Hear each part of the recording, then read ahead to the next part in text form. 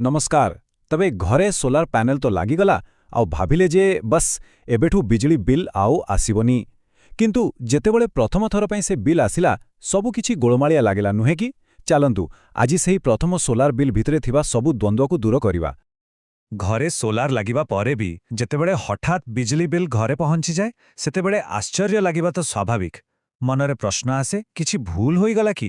किंतु जानती एहा एक एमिति अनुभूति जहा प्राय सबु नुआ सोलार मालिकोंक सहित ही होइथाए। ताहले प्रकृत प्रश्न हेउची बिल आसीबाटा गोटे साधारण कथा ना सिस्टेम रे सतरे किछि गड़बड़ अछि। आसंतु एही द्वंद्व को सबुदिन पई दूर करिदेबा आउ एहार प्रकृत कारणटा कोन ताहा बुझिबा। अच्छा, एही सबु द्वंद्वर मूलरे रहिछि गोटिया बड़ भूल धारणा आउ ताहा हेउछि जीरो बिल।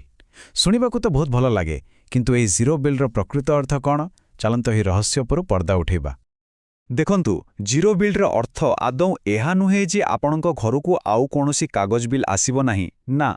एहार प्रकृत अर्थ हेउची आपण बिजुली व्यवहार पई जो पैसा देउथिले सेही चार्ज एबे शून्य होइजिवो किंबा प्राय शून्यर पाखापाखी रहिबो। ताहेले गोटे कथा मने रखिबाकू हेबो, बिल आसीबा एक साधारण प्रक्रिया। एहा देखि चिंता करिवार कोनोसी कारण ही नाही। प्रकृत कथा होउची सेही बिल भितरे लेखा कोन अछि। ताहेले सेही बिल भितरे एमिति कोन थाए? आसंतु एबे सेइटाको टिके भल भाबरे देखिबा आउ तारा गोटी गोटी अंशको बुझिबा। बिलरे मुख्यतः दुईटी शब्द देखिबाकू मिलिबो, इंपोर्ट आउ एक्सपोर्ट। इंपोर्ट माने हेला आमे ग्रिडरू केते बिजुली आनिले जेमिति कि रातिरे, आउ एक्सपोर्ट माने हेला दिन बेले आम सोलार पैनल बड़का बिजुली तैयारी करी ग्रिड को केते फेराइला।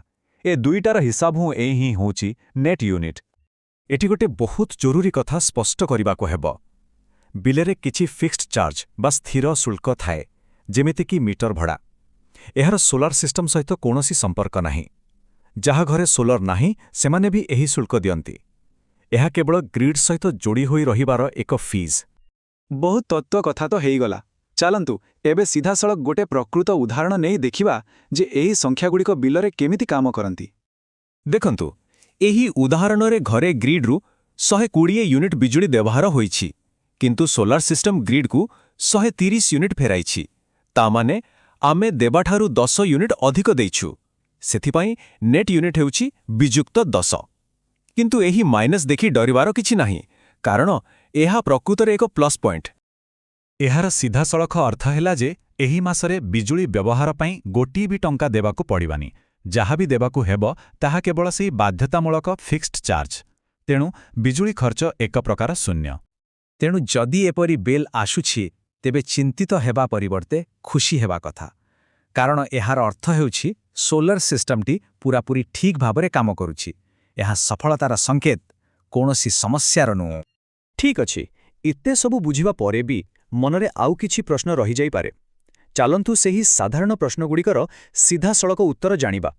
सबुठु बड़ प्रश्न, जदि बिजुली खर्च शून्य ताहेले बिलटा आसिला काहीकि? बिल को पूरापूरी बंद कर देबा कथा ना। एहा एक जुक्तियुक्त प्रश्न। एहार उत्तर बहुत सरल, कारण बिलरे केवल बिजुली खर्च न थाए, सेथिरे सेही फिक्स्ड चार्ज एवं मीटर भड़ा भी थाए जहा सबु ग्राहकों देबाकू पड़े, सोलार थाउ कि न थाउ।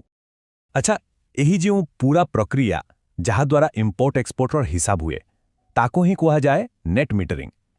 एहा एक एमती व्यवस्था जहा बड़का बिजुली पाई आमको क्रेडिट दिए। तेणु मने रखिबे, नेट मीटरिंग रे नेगेटिव बैलेंस एक बहुत भलो कथा।